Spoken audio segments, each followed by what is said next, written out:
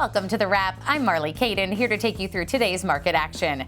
It was a down day ahead of another round of AAPL earnings after the close. All indices closed in the red. The Nasdaq took the biggest hit, sliding 1.5% on the day. The S&P lost 1%, the Russell 0.75%, and the Dow 1/4. Consumer discretionary and communications both sold off more than 2%. Tech also closed down close to 1.5%.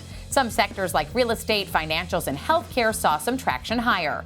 Turning to earnings after hours, Apple shares dropped and then rebounded higher following an earnings beat and a slight beat on revenue. The company saw a record $102.5 billion in revenue, though $49 billion in iPhone sales missed Wall Street's expectation of $50.1 billion. The company also missed on China and America sales despite a beat in Europe.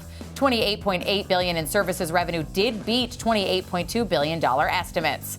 And Amazon soared after it posted an earnings beat. The e-commerce giant posted $180 billion in revenue against $177.8 billion estimates.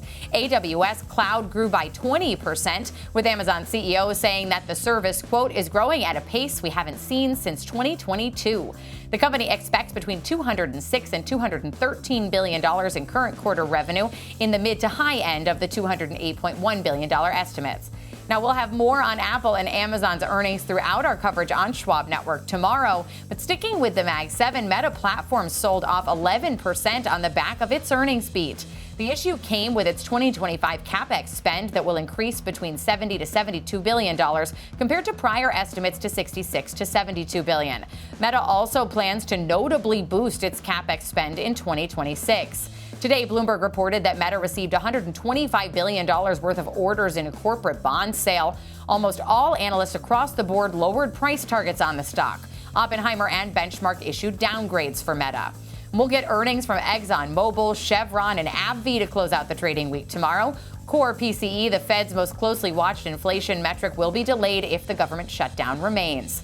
That'll do it for The Wrap. I'm Marley Caden. Remember, you can tune in 24/7 to schwabnetwork.com and subscribe to our YouTube channel.